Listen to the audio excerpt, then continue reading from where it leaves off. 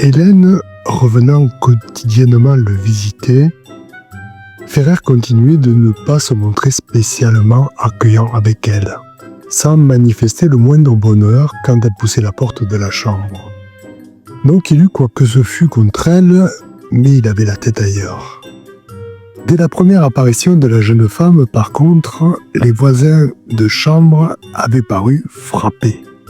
Puis, les jours qui suivirent, ils la regardaient à chaque fois avec plus de convoitise, chacun à sa manière, frontale et volubile pour le voisin d'Ariège, allusivement oblique pour celui du Morbihan. Mais l'appétence même de ses voisins ne parvint pas à agir mimétiquement sur lui comme c'est parfois le cas. Vous savez ce que je veux dire. Vous ne désirez pas spécialement une personne dont une deuxième personne, la désirant à votre place, vous donne l'idée, voire l'autorisation, voire l'ordre de désirer la première.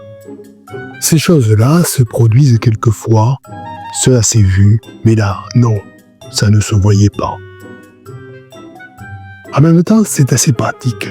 Quelqu'un qui veut bien s'occuper de vous, ça peut faire quelques courses, ça vous apporte spontanément la presse du jour, que vous repassez ensuite au breton.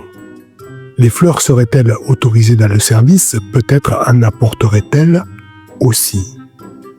À chacune de ces visites, Hélène s'informait de l'état de Ferrer, examinant d'un œil professionnel les courbes et les diagrammes suspendus au montant du lit. Mais le champ de leur conversation n'excédait pas cet horizon clinique. Mis à part ses anciennes activités professionnelles, jamais elle ne laissait échapper un mot concernant son passé.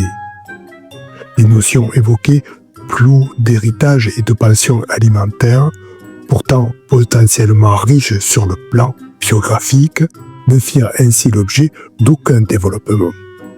Il n'arriva jamais non plus que Ferrer eut envie de lui raconter sa vie, qui ces temps-ci ne lui paraissait pas tellement racontable ni enviable.